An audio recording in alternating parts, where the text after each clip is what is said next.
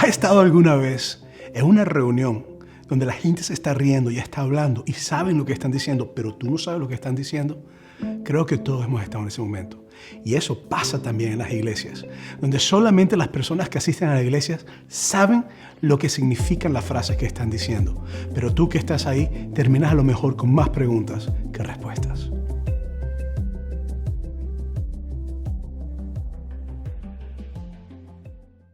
Hola, Iglesia Sunrise. Yo soy el pastor Sergio González y me gustaría darte una cordial bienvenida a nuestro campo en línea de la Iglesia Sunrise. Te recordamos que tenemos nuestros servicios presenciales durante el transcurso de las semanas en todos nuestros campos. En Ontario y en Victorville tenemos los servicios a las 11 de la mañana en inglés.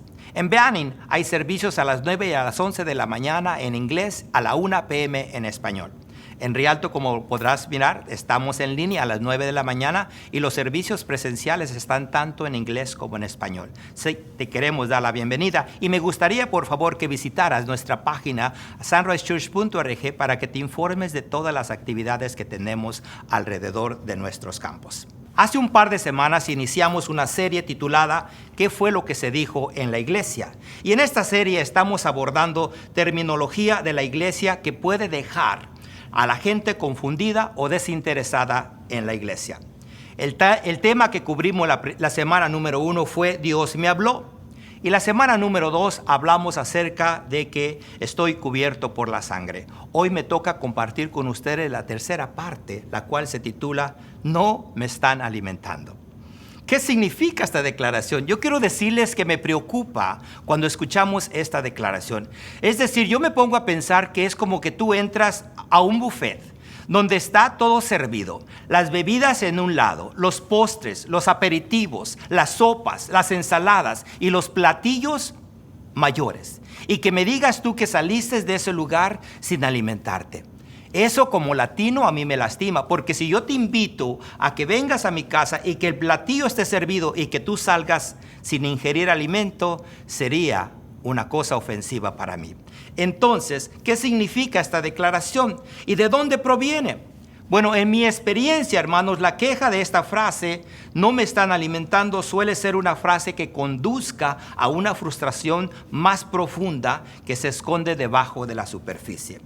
Y mientras reflexionaba yo en esta frase, identificamos 4 razones por las cuales una persona podría decir esta afirmación. Y la número 1 sería, cubrimos temas subrayados o temas muy sutiles. Y déjenme decirles, hermanos, el problema no es lo que predicamos. Es mucho más profundo que eso. En lugar de abordar el tema real, es más fácil decir, no me están alimentando. Y yo no sé, pero eso a mí me lastima, me hiere.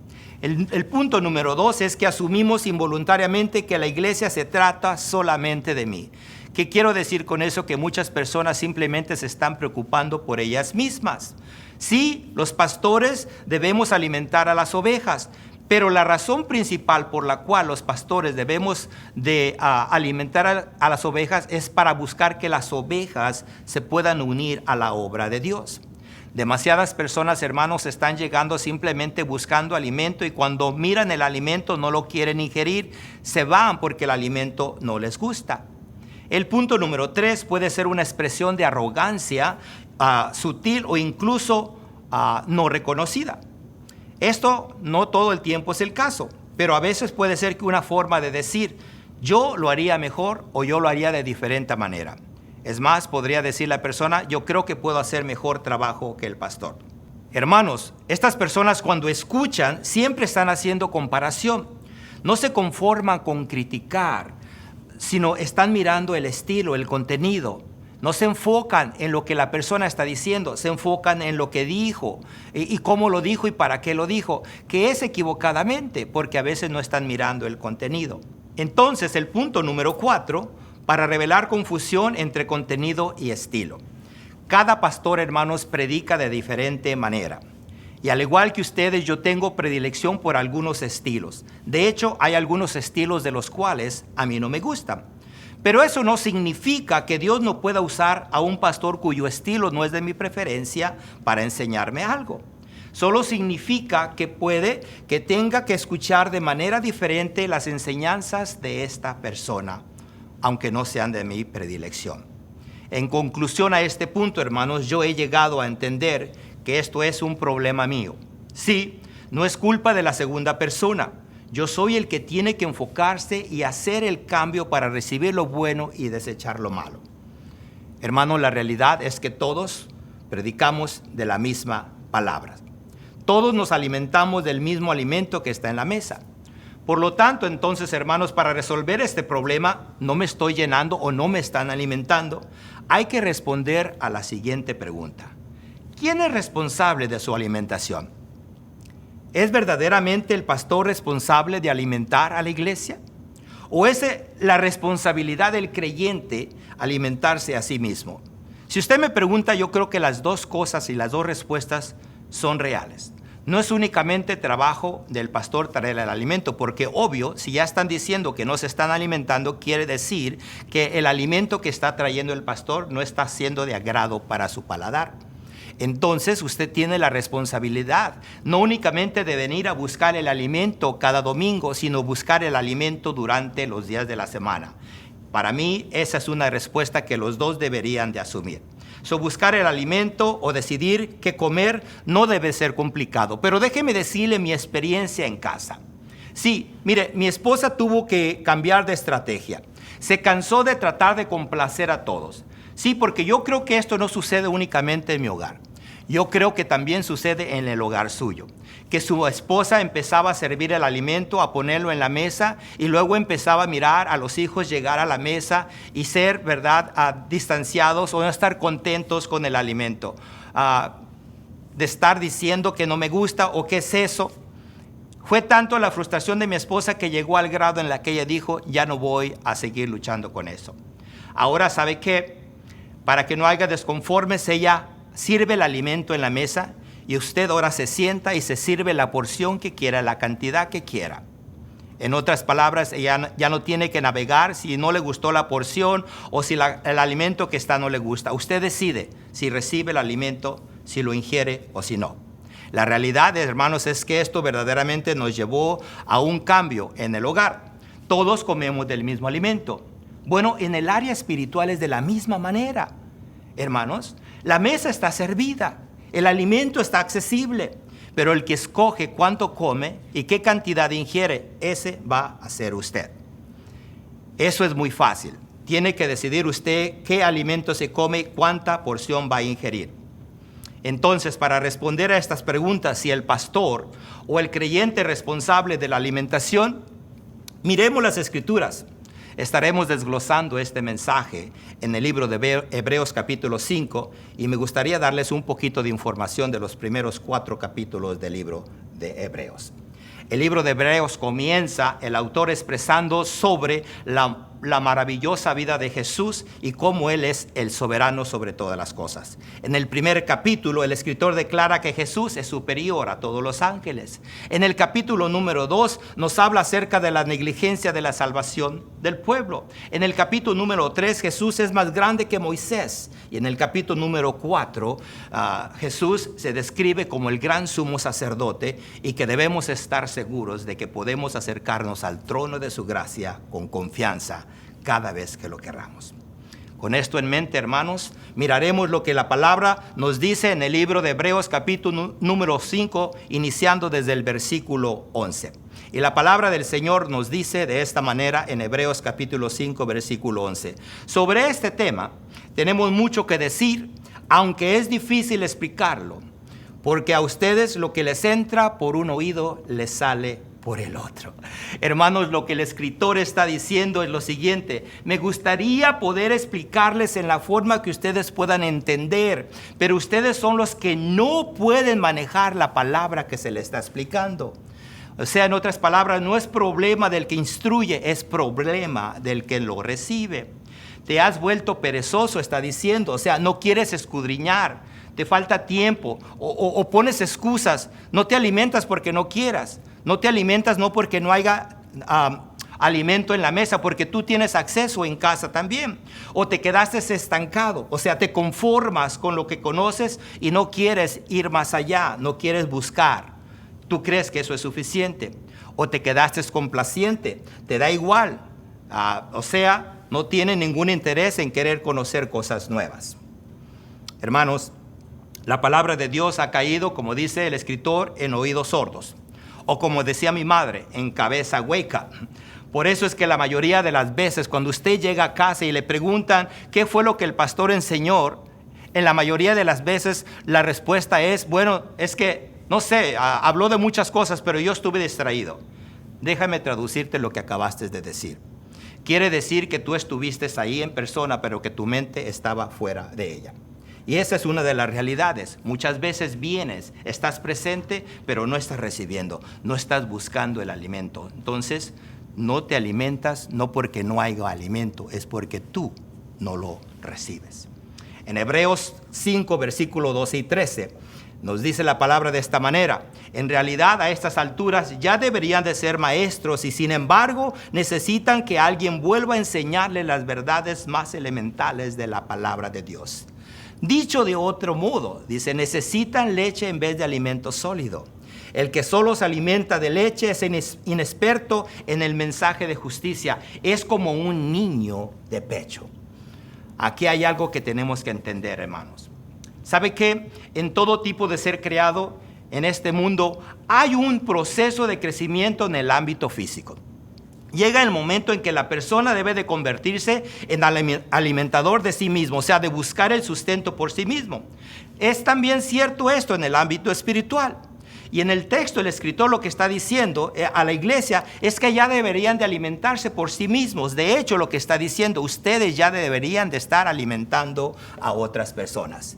En otras palabras, él está diciendo que se han convertido en personas perezosas que esperan que otro los alimente. Y eso es una verdadera señal, hermanos, que alguien esté, ¿verdad?, siguiendo a Cristo. ¿Cómo puedes saber tú si alguien está sirviendo a Cristo? Es cuando él o ella están buscando a Dios a pesar de todas las cosas que estén pasando en su vida, o sea, a todo costo. En algún lugar del proceso, hermanos, ustedes tendrán que decidir si dejar de crecer o continuar creciendo. El escritor lo que les decía es deberían de estar en un lugar donde estén enseñando a otros, pero se han quedado ustedes con las ruedas girando en el mismo lugar, en otro lugar, y de otra manera dice simplemente en el mismo lugar, dando vueltas en círculo. Él está comparando el comportamiento de la persona con un bebé. ¿Y qué es un bebé? Es aquella persona que carece verdaderamente de cuidado por sí propio. Alguien que depende de una persona para cuidarlo, como dice en inglés, 24/7, 24 horas al día, los 7 días de la semana. Alguien que no puede ser por sí mismo, que no puede cuidarse, que no depende de él. Ahora, yo personalmente quiero decirles que yo amo a los bebés recién nacidos. Actualmente tendremos una nieta nueva. Y sabe que yo me gozo de mirarla. La agarro y yo paso tiempo con ella simplemente mirando lo hermoso que es la creación de Dios. Pero aún así, aunque es hermosa en esta edad, yo no quiero que permanezca de esta manera. Yo quiero que llegue al proceso normal, a lo que Dios ha establecido. Todo bebé, la palabra nos dice que venimos, nacemos, crecemos, pero debemos madurar. Es bonita la infancia, pero hay un proceso en el caminar. Yo no creo que es natural que un bebé nazca como bebé y se quede como bebé para toda la vida. Aunque algunos padres prefirieran de esa manera, quisieran que sus hijos continuaran en esa edad para poder controlarlos y cuidarlos a la manera que ellos quieran. En sí se asustan de pensar que sus hijos puedan crecer y salir y abandonar el hogar, aunque la palabra nos dice que esa es la forma correcta. Entonces, Hebreos 5:14, la palabra nos dice de esta manera: en cambio, el alimento sólido es para los adultos, para los que tienen la capacidad de distinguir entre lo bueno y lo malo, pues han ejercitado la facultad de percepción espiritual. Hermanos, el escritor está usando una metáfora. Dice, ¿sabes cómo conocer si una persona es madura? Dependiendo del alimento que esté ingiriendo. Es una manera de poder identificar cómo está la persona en su vida espiritual. Cuando ella puede discernir entre el bien y el mal y hacer las correcciones cuando es necesario. Lo que el escritor está destacando en este pasaje es que el creyente ya debe de estar en un nivel de madurez espiritual. Ahora, ¿cómo sabes tú si esta persona está madura espiritualmente? Bueno, cuando puedes discernir entre el bien y el mal. Cuando disciernes entre la verdad y la mentira. cuando sabes descubrir las cosas buenas y malas, cuando puedes distinguir entre el comportamiento correcto y el equivocado, cuando tienes la capacidad de descubrir rápidamente doctrinas falsas y no se dejan engañar fácilmente. Es una manera de identificar si estás maduro espiritualmente.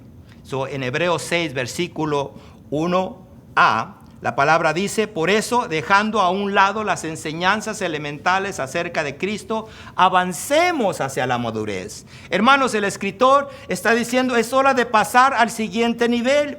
Los está animando a superar las cosas elementales y a madurar en nuestro crecimiento. El proceso, hermanos, para el crecimiento es que usted debe de estar dispuesto a buscar cómo escalar el siguiente nivel para su crecimiento espiritual. O sea, no quedarse en el mismo lugar. Hebreos 6:1b y el versículo 2 nos dice la palabra: no volvamos a poner los fundamentos tales como el arrepentimiento de las obras que conducen a la muerte, la fe en Dios, la instrucción sobre bautismos, la imposición de manos y la corrección de los muertos. O sea, ahí nos habla de 5 cosas o 4 cosas que podemos sacar de este versículo. Y la primera, la número 1, es arrepentimiento de obras de muerte y de la fe en Dios. Hermanos, esta forma de arrepentimiento del Antiguo Testamento era apartarse de las malas acciones que traía la muerte y volverse a Dios. Con demasiada frecuencia, el judío solo se volvía a Dios de manera superficial, o sea, cumplía con la letra de la ley. Como obediencia al arrepentimiento que tenía, se arrepentía, pero solo se arrepentía por apariencia. En otras palabras, él simplemente pedía perdón públicamente, obedecía a la ley, mas no estaba obedeciendo a Dios. En pocas palabras, hermanos, se estaban sentando en las bases, sabían la verdad, pero no las practicaban. Y es por eso que el escritor los estaba exhortando a poner su conocimiento en práctica, que es la misma exhortación para nosotros. ¿Cómo sabemos la verdad? Cuando podemos buscar la verdad, cuando actuamos en la verdad y cuando estamos poniendo nuestra fe en la verdad. El segundo paso era la instrucción de lavado. En el sistema levítico en el Antiguo Testamento había muchas limpiezas ceremoniales para preparar a la persona para entrar a la presencia de Dios, que estas eran señales externas de una limpieza de corazón.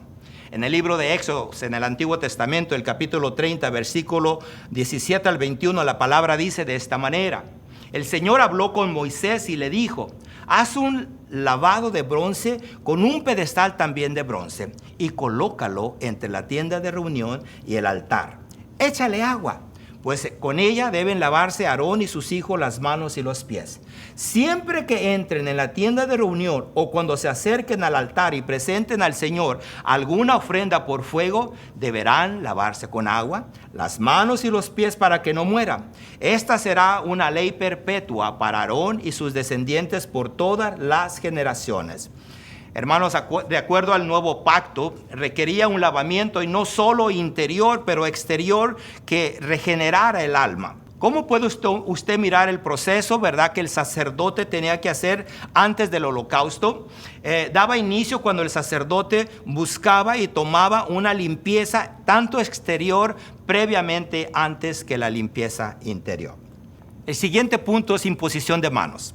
Bajo el antiguo pacto, la persona que traía el sacrificio colocaba sus manos sobre él para simbolizar su identificación como el sumo sacrificio, o sea, como el sustituto por el pecado. Aparte de proveer el cordero para el sacrificio, el ofensor tenía que estar presente en el momento del sacrificio para que éste tuviera efecto.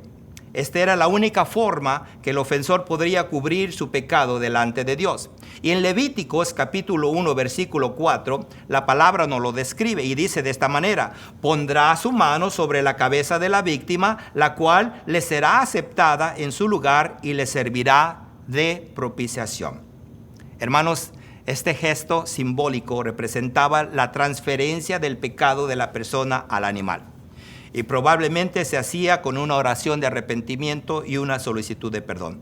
Me encanta la escritura, me encanta porque sabe que la escritura verdaderamente es específica y nos dice en detalle todo lo que tenía que suceder. O sea que no nada más la persona, si había pecado, tenía que preocuparse de tener, ¿verdad?, el cordero, de llevárselo al sacerdote y dejar que el sacerdote lo hiciera. No, implicaba que él tenía que estar presente. Y la palabra nos describe aquí que cuando el sacrificio iba a ocurrir, él tenía que poner la mano en el cordero para que de esta manera se transfiriera el pecado que él había hecho. Literalmente, entonces ahora sí el cordero podía llevar el pecado de él. El segundo punto era resurrección de los muertos y el juicio eterno. Los fariseos, hermanos, eran producto de la búsqueda de la justicia por las obras de la ley en lugar de la fe. Y les estaban recordando que estaban bajo el nuevo pacto y no se trataba de ritos y prácticas religiosas, porque todo se trataba de Jesús. Y entre la gente había algunos fariseos en la multitud y el escritor estaba diciéndoles que en Cristo ya había cumplido todas las obras en la cruz. Su responsabilidad era cambiar interiormente y compartir las buenas nuevas con el mundo exteriormente. Y en Hebreos 6, versículo 3 nos dice así: procederemos si Dios lo permite. Hermanos, lo que el escritor dice, quiero profundizarme con ustedes, pero ustedes no han estado manejando la palabra en el nivel fundamental. Y no solo está hablando del conocimiento mental, les está hablando de la aplicación acerca de Jesús y de las enseñanzas sobre él en este tema. Ahora quiero profundizar contigo, pero ustedes no saben manejar la palabra, o sea, las escrituras, con la verdad que les estamos hablando, con la verdad que se les está dando.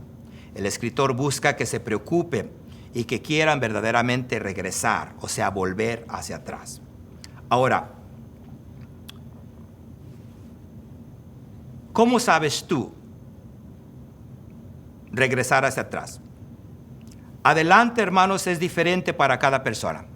Yo sé que nosotros queremos que avancemos hacia adelante, pero el adelante para cada persona es diferente. Relacionalmente, ¿cómo avanzas? ¿Cómo haces frente tú a tu hogar? ¿Cómo es tu relación con tu familia, con tus amigos? ¿Cómo estás tratando a los demás? ¿Los estás alentando? ¿Los estás motivando a continuar hacia adelante? A que no importando lo que estén pasando, que continúen al frente, que dejen la pereza, que busquen el crecimiento. Hermanos, para poder lograr algo, Dios debe ser el centro de nuestra vida. Él no puede estar excluido, Él tiene que ir adelante. En este pasaje el escritor advierte contra la caída. Él está pastoreando y animando a la gente a la madurez espiritual en Cristo. El escritor nos desafía incluso a mirar más allá, o sea, dentro, y buscar en las profundidades de nuestro corazón. En la búsqueda nos está animando a lidiar con las cosas que son elementales. Son 3 pasos en los que me quiero enfocar, y déjeme decirle el primero. El número 1 es moviéndonos de religión a relación. Y usted dice, ¿cómo está eso? Bueno, Hebreos 5:11 nos dice de esta manera: sobre este tema tenemos mucho que decir, aunque es difícil explicarlo, porque a ustedes lo que les entra por un oído les sale por el otro. Hermanos, debemos de ser realistas. Muchos están aquí porque quieren hacer lo correcto. Muchos de ustedes vienen a la iglesia porque sus padres los criaron en la fe. Otros vienen porque esperan un cambio con su cónyuge. Otros vienen solo porque justifican que son buenas personas. Hermanos, como pastor, no puedo asumir que todos ustedes conocen a Jesucristo. Puede que conozcan algunas cosas de Él, pero en realidad no lo conocen. Yo recuerdo lo que Job dijo en el capítulo 42, versículo 5, donde dice, de oídas te había oído. Y ¿sabe qué? Muchas personas se conforman con haber oído de Dios. Pero Job no se quedó allí. El versículo termina de esta manera: mas ahora mis ojos te ven. O sea, no se conforme usted únicamente con haber escuchado de Dios. Tenga una relación, búsquelo, mírelo a los ojos. O en otras palabras, conózcalo. Entienda cómo es Dios para que pueda crecer en su vida espiritual. Entonces el ejemplo es, posiblemente tú te hayas creado, ¿verdad? En un lugar, en la iglesia, a lo mejor, ¿verdad? Asumes tú que el hecho de que asistes, ya todos deben de conocer cuál es tu necesidad. Quizás toda tu familia era creyente. Y hacer esta declaración es buena, hermanos, pero simplemente viene siendo un dicho únicamente, porque ser creyente no cambia nada. Lo demuestras tú con un estilo de vida. Porque ¿sabes qué? ¿Cómo sabes tú si verdaderamente eres un creyente? Cuando vengan los tiempos difíciles, cuando tengas puesta la prueba, cuando venga la prueba y cómo respondas, determinará verdaderamente si tú eres un creyente o no. Ahora, quizás tú creas que tienes una relación con Jesús, pero a lo mejor no lo tienes. Dice, pastor, ¿cómo se atreve? ¿Cómo me puede usted decir que a lo mejor no conozco a Jesús? Bueno, déjame explicarte por qué digo esto. Es posible que conozcas algunas cosas de Jesús, pero que no lo conozcas personalmente a Él. Sí, porque a lo mejor te quedaste simplemente con haberlo mirado o con oír de Él, pero ahí te estancaste. Muchos tienen la creencia, hermanos, que son salvos porque crecieron en un hogar religioso, o porque su abuela los traía a la iglesia desde su infancia, que cuando mueran ya tienen un lugar apartado porque su abuela los está esperando en el cielo. Déjame decirte que el hecho de que tu parentela sean creyentes no te garantiza que tú seas salvo. Quiero que sepas que en el cielo eterno Dios no tiene nietos. No hay nietos en el cielo. Hay hijos, hay hijas. Hay hijos de la fe, hay hijas de la fe. No hay abuelos. El abuelo no te puede salvar. Tu tío no te podrá salvar. Tu hermana no te podrá salvar. En algún momento tú tendrás que decidir entregarle tu vida a Jesucristo. Yo recuerdo lo que dice Romanos 10, versículo 9 y 10. Que si confiesas con tu boca que Jesús es el Señor y crees en tu corazón que Dios lo levantó de los muertos, serás salvo. Porque dice, porque con el corazón se confiesa para justicia, pero con la boca se confiesa para salvación. En algún momento tú tendrás que hacer la decisión. Tú no vas a poderte ser salvo simplemente porque vienes de una generación de creyentes. Tú no vas a poder ser salvo simplemente porque estás en la iglesia cada domingo. Si tú no tienes una relación personal con Jesucristo, te tengo malas noticias. Si todavía no es tu Señor y Salvador, tú no podrás gozar de la vida eterna. Por eso el punto número 2 es moviéndonos de admirador a seguidor. Muchos de nosotros venimos a la iglesia buscando entretenimiento, hermano. En otras palabras, son conocidos como creyentes consumidores. Simplemente vienen y toman un lugar. Vienen a buscar un entretenimiento. Tienen sus preferencias, en otras palabras. Saben que tienen que escuchar algo y vienen, pero no vienen para recibir. Vienen a la iglesia como la mayoría de los creyentes 3 veces al año. Navidad, Semana Santa y el Día de las Madres. Y se conforman con ese hábito. Muchos creen que están haciendo lo correcto de esa manera porque les parece suficiente. Quiero que sepas, hermano, que ser admirador de Jesús no te permitirá la entrada en el cielo. En algún momento tú tendrás que hacer la conexión de pasar de ser admirador a seguidor, pero tendrás que hacerlo tú. Nadie puede obligarte. Esa decisión va a venir de ti. Entonces, ¿cuál es la diferencia de admirador o seguidor? Déjame decirte, si es que todavía no lo has conseguido entender. Un seguidor es alguien que escucha y toma las verdades bíblicas y la aplica a sus vidas. ¿Y sabes qué? No son perfectos, pero buscan ser fieles. Esa es la diferencia de un seguidor. El admirador es aquella persona que llega al campo, se sienta y busca el entretenimiento.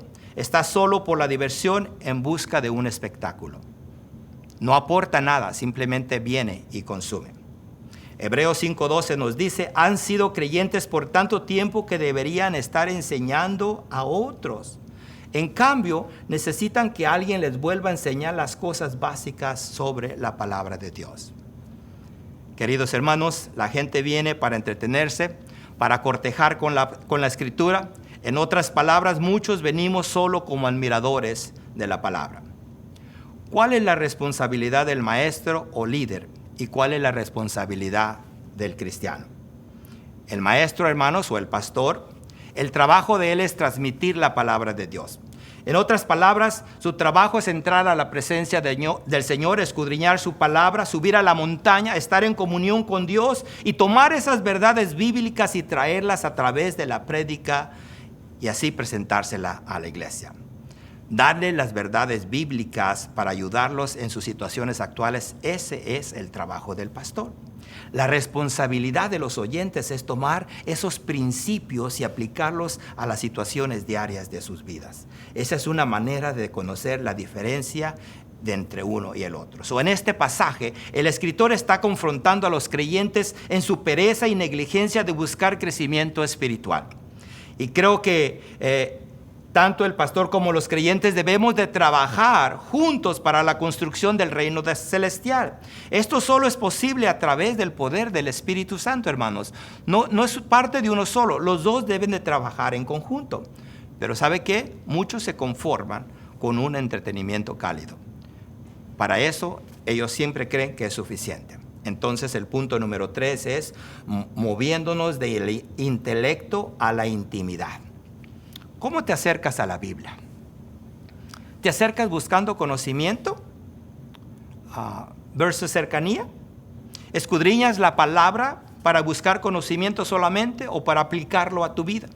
Para cambiar hábitos, para buscar un crecimiento espiritual, para conocer más de Dios. ¿Sabes qué? ¿Se trata simplemente de conocimiento?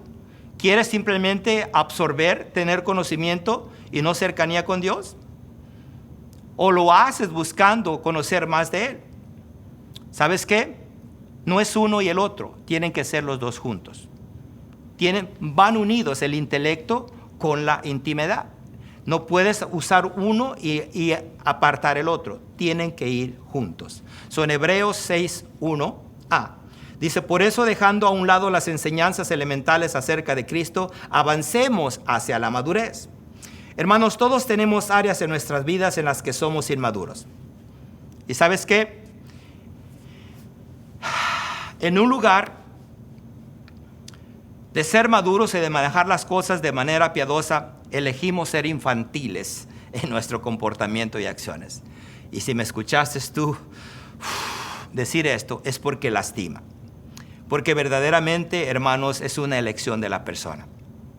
Cuando alguien dice que no está recibiendo, cuando el banquete está puesto, duele el corazón. Pero al final descubrimos que es la elección de la persona lo que hace la diferencia. La pregunta es, cuando Dios saca los problemas a la superficie, ¿los ignoras o los abordas con madurez? En tus finanzas, ¿cómo las manejas? ¿Cómo respondes cuando hay necesidad? O en la familia, ¿cómo los tratas? O en tus relaciones, ¿cómo respondes? Todos estamos en diferentes etapas de nuestra espiritualidad. Y si vamos a aplicar este principio, hermanos, tenemos que ser honestos con nosotros mismos y con Dios.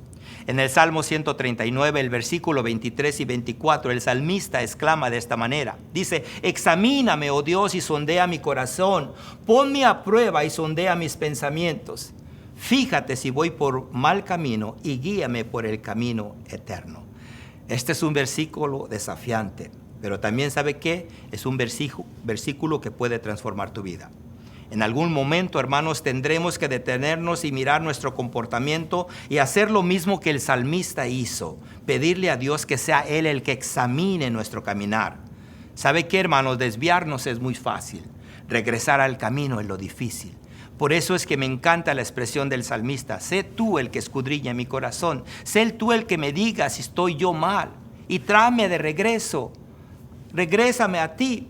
El reto para muchos de nosotros, hermanos, es que queremos sobrepasar nuestras luchas internas. Pero ¿sabe qué? Dios quiere que las enfrentemos y salgamos victoriosos. Podemos pretender que todo está bien en nuestra vida y seguir viviendo como si todo está bien delante de Dios. Pero si hacemos lo mismo que el salmista, si pedimos que sea Dios el que escudriñe nuestro pensamiento, podremos darnos cuenta, hermanos, cuando nos estemos desviando del buen camino. Y ahí nos lleva a Hebreos capítulo 5, versículo 14. Y dice la palabra de esta manera: en cambio, el alimento sólido es para los adultos, para los que tienen la capacidad de distinguir entre lo bueno y lo malo, pues han ejercitado su facultad de percepción espiritual. Yo quiero que entienda que debemos reconocer y distinguir hacia dónde nos está guiando Dios y luego debemos dar un paso de fe. ¿Cómo sabes tú tu nivel de madurez de una persona? ¿Sabes que depende mucho del alimento que está ingiriendo? Sí, esta es la forma de conocer el nivel de madurez de la persona, observando el alimento que están ingiriendo. En este pasaje podemos mirar cómo aparece que el escritor está siendo un poco duro a los oyentes, pero es todo lo contrario, hermanos. Los está desafiando para avanzar en las cosas de Dios. Me gusta cómo el escritor nos dice, esta es una manera de identificar el nivel de la madurez de la persona. Lo puedes mirar tú dependiendo del alimento que esté buscando. Lo puedes mirar incluso tú cuando mires la capacidad que tiene para discernir entre lo bueno y lo malo. Lo puedes mirar incluso cuando lo veas ejercitando su fe en la manera que percibe el área en que Jesús esté ministrando, en la manera en que la palabra lo esté guiando. Yo quiero invitarte a que escuches cómo termina esta conversación. En Hebreos capítulo 6, versículos 9 al 12, dice la palabra: en cuanto a ustedes, queridos hermanos, aunque nos expresamos así, estamos seguros de que les espera lo mejor, es decir, lo que atañe a la salvación. Porque Dios no es injusto como para olvidarse de las obras y del amor que para su gloria ustedes han mostrado sirviendo a los santos como lo siguen haciendo. Deseamos, sin embargo, que cada uno de ustedes siga mostrando ese mismo empeño hasta la realización final y completa de su esperanza. No sean perezosos, más bien imiten a quienes por su fe y paciencia heredan las promesas. Yo me gustaría hacer una pregunta. Primero me gustaría hablarte a ti. Sí, aquella persona que no tiene una relación personal con Jesús. Yo siempre digo, yo no les hablo de religión, hermanos, yo les estoy hablando de una relación. ¿Qué significa esto? ¿Sabes qué? ¿Cómo sé si tú tienes una relación personal con Cristo? Yo puedo determinar si tienes una relación personal con Cristo si es que lo has aceptado, si Jesús es el primordial en tu vida. Pero si ese no es el caso para ti, ¿sabes qué? Yo te tengo buenas nuevas. Es muy fácil. Es muy sencillo tener una relación con Jesús. Es tan fácil como el ABC. Sí, A es aceptar que eres pecador. Debes de aceptar, admitir que tienes pecado en tu vida y que no podrás heredar la vida eterna si no aceptas a Jesucristo como Señor y Salvador de tu vida. La B, debes de entender verdaderamente que este es el concepto que Dios te está pidiendo, de reconocer que si ya reconociste que tienes pecado, ahora lo tienes que recibir. Aceptar a Jesús como Señor y Salvador de tu vida. Y la C es comprometerte a tener una relación personal con Jesús. Es muy fácil, hermanos, hacerlo de esta manera y me gustaría orar por ti en este momento. Yo quiero hacer una oración. Yo quiero que tú entiendas que nos interesas y que no es simplemente una oración pequeña lo que hace la diferencia. Es la promesa que Dios tiene en la palabra. Así es que yo te voy a pedir en este momento por favor, ores conmigo. Repite, dile al Señor estas palabras. Dile: Señor Jesús, admito que tengo pecado delante de ti, pero reconozco hoy en día que tú puedes quitar ese pecado de mi vida. Yo te abro mi corazón y te invito para que tomes el control de ella. Te acepto como Señor y Salvador personal y te pido desde ahora y para siempre que estés en mi vida para que un día yo pueda llegar a tu presencia. Gracias por aceptarme como tu hijo. Te agradezco todo esto en el nombre poderoso de Cristo Jesús. Si hoy tomaste la decisión de aceptar a Jesucristo, yo quiero ser el primero en felicitarte. Bienvenido a la familia de Dios. Yo me gustaría que nos pudieras dejar verdaderamente, si tú decidiste aceptar a Cristo, enviándonos un texto al número que aparezca en la pantalla. Y para el resto de ustedes, hermanos, ¿cómo está su vida espiritual? ¿Cómo estás pasando el tiempo con Dios diariamente? ¿Cómo está tu intimidad con Dios en tu vida de oración? ¿Estás buscándolo? ¿Estás leyendo su palabra? ¿Estás orando todos los días? ¿Tu platillo está lleno? Yo no quiero volver a escuchar que no te estás alimentando. Porque sabes que el banquete se ha servido. La mesa está llena. Ahora decides tú cuál porción vas a recibir. ¿Qué tanto vas a poner en tu plato? La elección del alimento que tú escojas es tuya, pero el alimento está puesto ahí. Así es que me gustaría concluir con la siguiente cita que se encuentra en el libro de Romanos capítulo 12, versículo 1 y 2. Y dice de esta manera: por lo tanto, hermanos, tomando en cuenta la misericordia de Dios, les ruego que cada uno de ustedes en adoración espiritual ofrezca su cuerpo como sacrificio vivo, santo y agradable a Dios. No se amolden al mundo actual, sino sean transformados mediante la renovación de su mente. Así podrán comprender cuál es la voluntad de Dios, buena, agradable y perfecta. Yo te quiero desafiar en el día de hoy. Donde quiera que tú te encuentres, cualquiera que sea tu condición, yo quiero que tomes un paso de fe, que des el siguiente paso de fe, que confíes en Dios en esta próxima semana en la etapa de tu vida en la que tú te encuentres. Yo no sé cuál es tu situación, pero lo que sí te puedo yo garantizar es que este Dios que conocemos es capaz de ayudarte, de guiarte y de transformar tu vida si tú le permites. Permíteme hacer una última oración para despedirnos y darle las gracias por haber estado con nosotros en nuestro servicio en línea. Les agradecemos por su presencia y me gustaría que cerraras sus ojos y que nos podamos despedir diciéndole: Señor Santo, te adoramos, te damos honra y gloria, poderoso Dios, porque tu palabra verdaderamente es viva y eficaz. Padre, esta expresión de que no me están alimentando ha llegado a mi corazón y yo espero que en este día pueda haber un cambio de mentalidad en aquellos que en algún momento pudieran haber expresado esta frase. Padre, que no pueda ser esa otra vez la razón de la expresión de sus labios. Que ahora puedan mirar, Señor eterno, que el banquete está servido, que la mesa está llena y que el platillo está en sus manos. Que escojan el alimento que ellos quieran, porque tú eres un Dios que da a manos llenas. Te alabo y te glorifico, soberano Dios, en el nombre eterno y poderoso de Cristo Jesús. Amén. Muchísimas gracias por estar con nosotros. Esperamos que nos vuelvan a sintonizar. Hasta pronto, Sunrise.